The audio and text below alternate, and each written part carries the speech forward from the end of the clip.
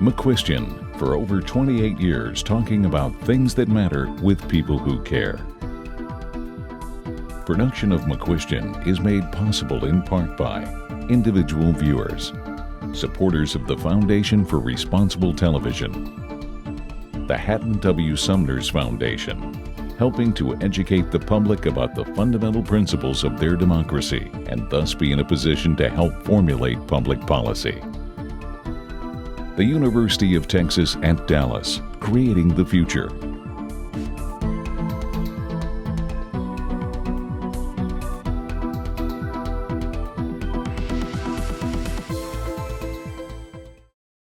Well, hello, I'm Dennis McCuistion. And I'm Jim Falk, and today we're going to be talking about the Middle East. We're going to be focusing on the Abraham Accords, and this was the agreement that was announced last August, in fact, on August 13th, and it really represented a tectonic shift in relations between Israel and an Arab country, and it started with the UAE, the United Arab Emirates. Soon afterwards, agreements were signed with Bahrain, Sudan, and Morocco. But the Palestinians were left out of all of these negotiations, and today still they remain largely sidelined. Now, many consider these agreements the most significant achievement of the Trump presidency. Yet, as many of our viewers know, hopes for progress in the Middle East are often short-lived. And to discuss why this might be different are two very, very remarkable experts on the region.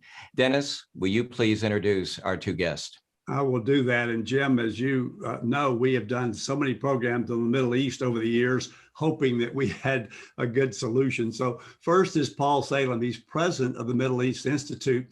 And prior to joining that, he was the founding director of the Carnegie Middle East Center in Beirut, Lebanon, between 2006 and 2013. He's an author and editor of a number of books and reports, including Escaping the Conflict Trap Toward Ending Civil Wars in the Middle East, and From Chaos to Cooperation Toward Regional Order in the Middle East. And so, Paul, welcome to the program. Thank you very much. Great to be here. And joining you is Ambassador Douglas Silliman. He's president of the Arab Gulf States Institute in Washington, and he previously served as U.S. Ambassador to Iraq and Ambassador to Kuwait. And from 2013 to 14, he served as Director and Deputy Director of the Department of State's Office of Southern European Affairs as political counselor at the U.S. Embassy in Jordan, and as the regional officer for the Middle East and the Office of the Coordinator for Counterterrorism. Doug, welcome to the program. Dennis, Jim, very happy to be here. Great. Tell that viewer why the Abraham Accords are so important and why they're such a big deal, at least to the U.S., we hope.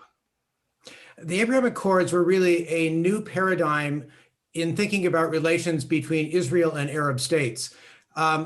For most of the history of the modern Middle East, Arab states have conditioned their discussions with Israel and any overt relations with Israel on a solution to the Israeli-Palestinian conflict. And it was explicitly stated in a 2002 peace initiative by Saudi King Abdullah at the time. The UAE, Bahrain, Morocco, and Sudan have now chosen to have bilateral relations with Israel without linking it to a longer-term solution of Israeli-Palestinian problems. But one of the things that, and I said this in our open, is that the Palestinians have really been just sort of pushed to the sideline. At some point, Paul, aren't we really going to have to bring them into the discussions? Well, yeah, but it's also sadly not new. The Palestinians have been pushed to the sidelines, I would say, since the peace between Israel and Egypt, the Camp David Accords, after which Israel proceeded to colonize the West Bank in such a way as to prevent the real possibility of a two-state solution. The Arab position, which Ambassador Silliman alluded to, was always that you have to negotiate with the Palestinians first, and then we will normalize with you. But decades of that Arab position also didn't change the sad reality for the Palestinians, did not soften the Israeli hardline position on settlements, and did not really aid the Palestinians. So they were in a sad way in both cases, and they continue to be in a bad way. One does hold out the hope that if Israeli-Arab relations, particularly with these new states that have joined, become warmer, become more reassuring to the Israelis that Israeli politics might become a bit less right-wing, a bit less hardline, and might accommodate the idea of some kind of Palestinian state, but be reassured that this Palestinian state will be part of an Arab world that's not hostile. Yeah, Doug, give that viewer some sort of sense of how this came about and what the countries are that are parties to it now, and how controversial that may have been and may still be in the region right now. Well, Dennis, I think I want to expand upon what Paul said and explain why I think now is the time that a couple of countries in the Gulf have decided to move toward relations with Israel. There was a real sense that Palestinians did not take advantage of the Arab Peace Initiative to negotiate a solution with Israel, and some frustration from particularly the governments of the Arab states of the Gulf with the lack of progress on Israeli-Palestinian issues, but a lot of it they put at the feet of the Palestinians. The United Arab Emirates and Bahrain have had pre-existing under-the-table relations with Israel, trade relations, some military and intelligence cooperation for several years now, as has Morocco. And I think that the Emiratis in particular decided that they were not going to get the benefits that they wanted out of a relationship with Israel in terms of technology transfer, investment, and just the complementarity of two small countries that live in a difficult neighborhood without bringing this relationship public. So it was the UAE that first joined with the Trump administration in signing the Abraham Accords. And it's relatively not controversial in the UAE. Bahrain, the second country to sign, there is more controversy and there is more domestic Bahraini opposition. So the way that the Bahraini and Emirati governments have talked about this publicly and the steps that they have taken, you can see the difference in domestic reactions and in how they have moved forward with their relations with Israel. One of the criticisms, though, has been that maybe the United States gave up too much too early. And I think first of the F-35 sale to the UAE, and then really a complete reversal on U.S. foreign policy towards Morocco by essentially giving them the Western Sahara, which overturned several decades of international policy. I think that's actually true. And this is one of the especially the recognition of Moroccan sovereignty over the Western Sahara is one of the areas where sort of foreign policy purists, if you will, have objected to the Abraham Accords.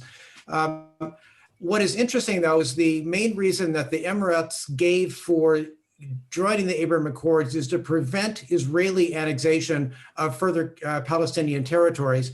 And honestly, the Trump administration had recognized already in 2019 Israeli mostly annexation of the Golan Heights, and the step toward annexation of Western Sahara by Morocco, or recognition of that in Washington, was an important step. I think the Emiratis wanted to try to make sure, as part of the outreach to Israel, that the Israelis did not take more pieces of Palestinian territory and consider them as part of Israel. Paul, you spent obviously some time in the area. And when we talk about Israel, we talk about the Golan Heights, we talk about the Palestinians. You spent all that time, obviously, in the Institute in Lebanon. What's the perception in Lebanon? And of course, given the dust up with Jordan recently, sort of give us the sense of where Lebanon and Jordan are with these issues in the Middle East right now. Well, they're in very different places. These accords also are coming at a time when the Arab world, the Arab countries, many of them have collapsed into a disaster. Obviously, Syria has collapsed as a functioning state, as an ongoing civil war. Yemen has collapsed. Lebanon effectively has collapsed. The economy has crashed.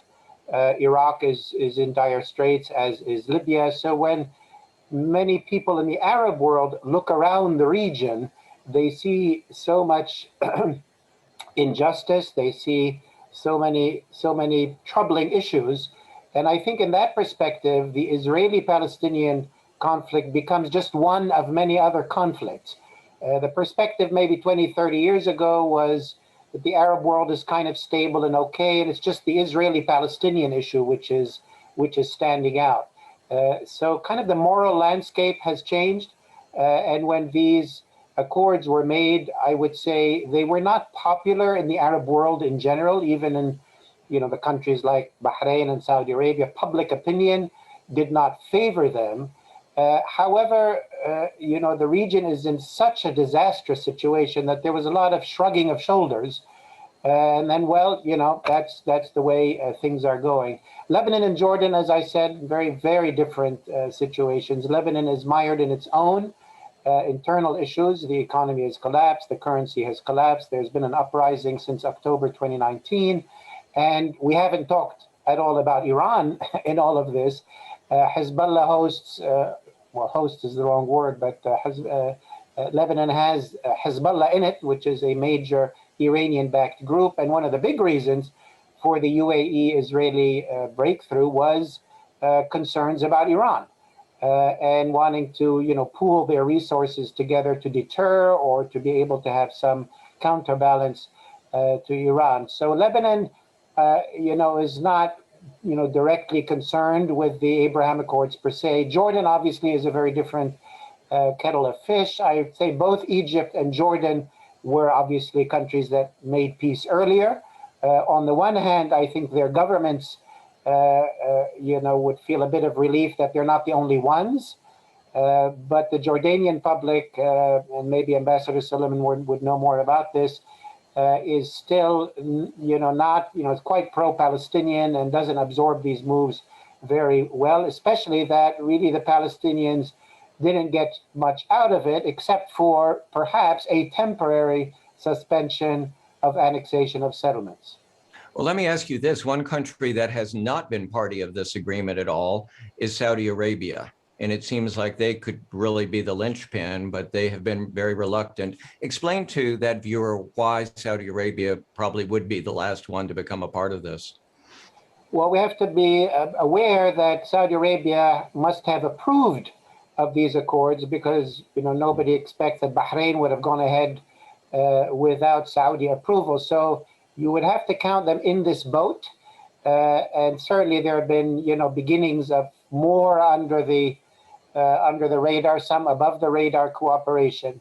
Saudi Arabia doesn't appear likely to take the open step of signing a normalization agreement with Israel. One, the current king, King Salman, is still of the old school, I would say, and not eager to make that jump. Saudi public opinion is, Saudi population is much bigger than Emirati population or Bahraini population. And the concerns of public reaction inside Saudi Arabia would be significant. I think the Crown Prince Mohammed bin Salman would want to go in this direction, but he has a lot on his plate in terms of managing his own position within Saudi Arabia, challenges of the economic, plans that he's trying to put in place, great cultural transformation, international troubles with the Khashoggi killing, the Yemen war. So it might be too much for him at this point to push his father and to go that extra step. But he does have a full plate, that's for sure. Ambassador, I want to jump into the weeds just very briefly. Explain, we've been using the term normalization of relations. Is that the same as establishing diplomatic relations, and what's the difference? The answer is normalization doesn't have a textbook diplomatic definition. And the way that Bahrain, UAE, Sudan, and Morocco are handling the question of normalization varies from country to country. The UAE has announced the opening of an embassy, the appointment of an ambassador to Israel. The same is true of Israel to the UAE. They have opened up direct flights, and they are encouraging Israeli tourists to come, particularly to Dubai, which has been suffering under the coronavirus pandemic and needs some more tourists. Morocco, by contrast, seems to have gotten out of this deal with the lightest commitments. They seem to have agreed to go back to the establishment of some sort of Israeli trade or representative office without a full establishment of relations and exchange of diplomats and ambassadors. Again, time will tell, but normalization is being defined differently by the different countries. I might also add that Israelis and Arabs, particularly Emiratis, look at these steps from very different points of view. In the Emirates, a lot of Emiratis, especially Emirati businesses, are looking for the complementarities in society and education and in the economy between Israel and the UAE. The Israelis are looking for, first and foremost, from my discussion with senior retired and senior Israeli officials, more allies to help push back against Iran as their first and foremost goal, strategic goal, as well as the strength that it provides the Israeli government in negotiations with Palestinians when those do again get started. So you are now in the honeymoon period of the Abraham Accords. I think as this becomes more concrete, as countries decide whether they will or will not exchange ambassadors, establish full embassies, and what more will happen, you will see some turbulence in the relationships between the Arab states and Israel, in the coming couple of years, which is not unusual given the tension and continued conflict in the region. Well, I think that's a good point. And the concern that some of us have is the consistency or lack of it in U.S. policy. And so you have the Trump administration sort of husbanding this thing along, and then a big article this week that just says that the Biden administration, are they trying to torpedo the summit to talk about these things? And what's the Biden administration, from your standpoint, trying to do, and especially how that relates to Iran, which we talked about a few minutes ago?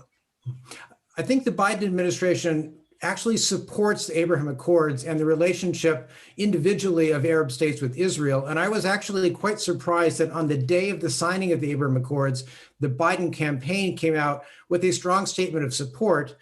But that statement of support made reference to a return to negotiations between Israelis and Palestinians to seek a two-state solution, a more traditional approach to Israeli-Palestinian problems.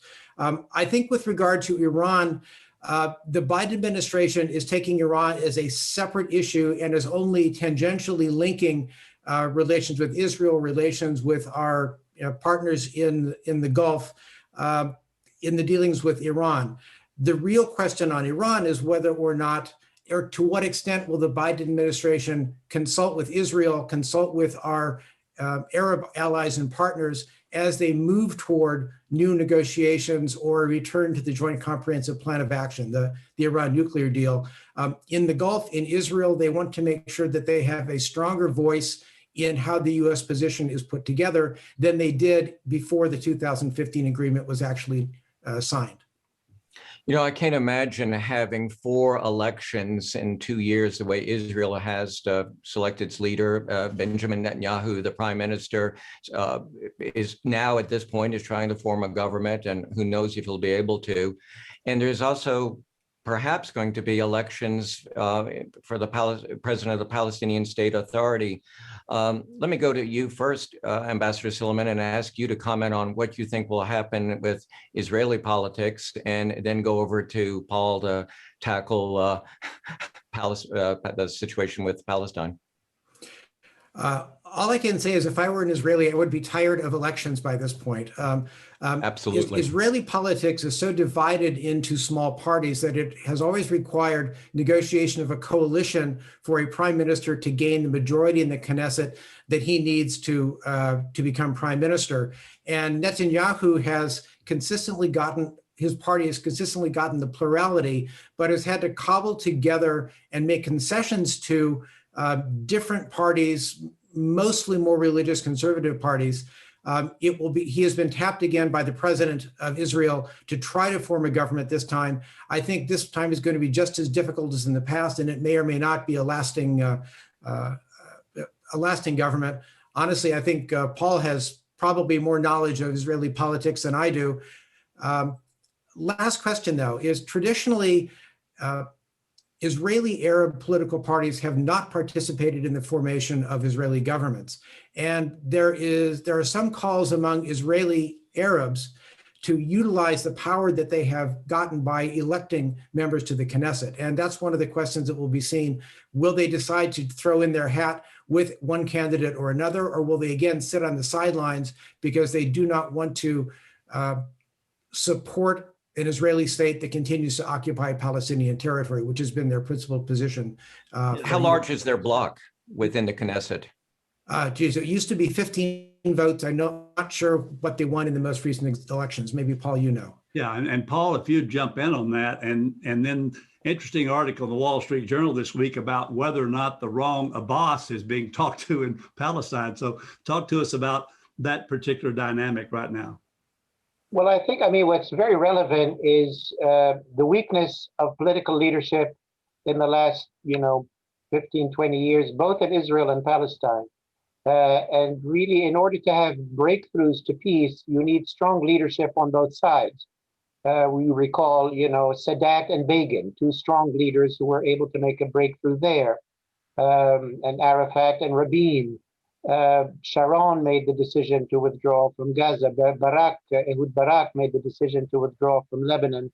As Ambassador Silliman has said, I mean, Benjamin Netanyahu generally has presided over very fractious and precarious governments, which have made it very difficult for him to take bold steps to change, the realities on the ground. On the Palestinian side as well, since the death of Yasser Arafat, who was sort of the looming figure in Palestinian politics, there has been a fractionalization of Palestinian leadership, partly between Hamas, which now controls Gaza, and Fatah, which tries to control the West Bank. But even Fatah itself, the traditional organization, has splintered into many groups. And somebody like Mahmoud Abbas, the current president of the Palestinian Authority, is really not in a position of strength. He cannot make compromises. He cannot take bold decisions. In contacts recently with Palestinian colleagues, it seems likely that the elections will not take place, partly because the Fatah group is fractured and they have too many lists running against each other, which would then favor Hamas, sweeping the election, something that they don't want. And I would also add the United States doesn't want. And as Ambassador Silliman said, Palestinian leadership has been fairly, hopeless over the last at least couple of decades, which is one reason, as he said, that some of the Gulf Arabs said, well, we can't wait any longer. So that's a real problem, the absence of strong, stable leadership in Israel, strong, stable leadership in Palestine. Well, can Mahmoud Abbas run again, or has he indicated that he does not wish to stand for re-election? He's indicated that he doesn't want to stand for re-election, but in the Arab world, don't take that at face value. Is there anyone in particular, or one or two people that you see as strong leaders in the younger generation that might be able to take the mantle? Well, there's a couple who've been in Israeli prisons that have not really been able to make a showing for themselves. There's somebody who's very close to the UAE, but is a fairly sort of authoritarian figure that maybe the UAE favors. But no, I mean, there hasn't emerged any very visible, popular figure that can move forward. Part of the problem, Jim, is that when you talk to Palestinians, or let's be more accurate, look at detailed public opinion polling in Palestine, there's no longer hope for the future. And there's no longer a consensus about where to go forward. Most public opinion is just hopeless, that this is not, neither negotiation is going to work, to get anywhere, nor is armed resistance going to work. Most young Palestinians are without hope, main idea being, to try to leave. So it's hard for a politician to choose a lane, because none of the lanes have any blanket support. It's a very depressed population, which doesn't see any hope in any of the tracks that are put before them. Now, let me just pose a quick question to both of you before Jim has to close. We just have a couple of minutes left. So, Ambassador, first, the question has to be, what should that viewer be looking at in the future, in the next few months, in the next few years, to see what you think the direction might be for a more sustainable situation in the Middle East? Well, I'll give one big point that I want people to understand. Traditionally, for 1,000 years in the Arab world, the centers of power and influence have been Cairo, Damascus, and Baghdad. And a lot of leaders, this is the hearts of empires. All three of those countries are going through crisis right now. And although Egypt is trying to recover, the center of gravity of politics in the Arab world has moved to the Gulf. particularly to Saudi Arabia, but the UAE is also playing an outsized role for a small country. Look at whether or not any of the major Arab capitals of the past can strengthen themselves, get their act together, and come back, or whether Saudi Arabia and Abu Dhabi, UAE, will be the real leaders of the Arab world for the coming decade. And Paul, I might phrase it a slightly different way. We so often hear that one thing we can be sure of in the Middle East is it will not be better tomorrow. Are you more optimistic? Well, I'm not terribly optimistic. I mean, we haven't talked about the really tragic areas, which are Yemen, Libya to some degree, much of Syria. We also haven't even factored in the tremendous implications of the COVID pandemic and the social costs, the rise in poverty, rise in unemployment, shrinking economies, shrinking public budgets. So, of course, the Arab-Israeli conflict or the Israeli-Palestinian conflict is always front and center. The Abraham Accords is the new shiny object. The UAE and Israel will be fine. They will hurtle forward. But there's so many parts of the region that are in desperate conditions and that will require serious attention to prevent. Well, see, I think you've unfortunately confirmed what has always been my fear about the Middle East, and that is that tomorrow will not be a better day. But one thing for sure is that you guys are great to pair together, and we will have you back to talk about some of these other issues. And I want to thank both of you. Encourage our viewers to go to your respective websites, the Arab Gulf States Institute in Washington, and of course, the Middle East Institute. You all both put out such really good, and I would say, well-balanced information. And to all of you, thank you so much for watching our program. Dennis and I really appreciate it. And you can follow us on your favorite social media platforms, whether it's Facebook or LinkedIn. And if you wish, and I hope you do, you can catch up on past programs by going to McCuistionTV.com. You'll find all of our past programs there. And we hope to hear from you because we're here to provide perspectives that matter to people who care.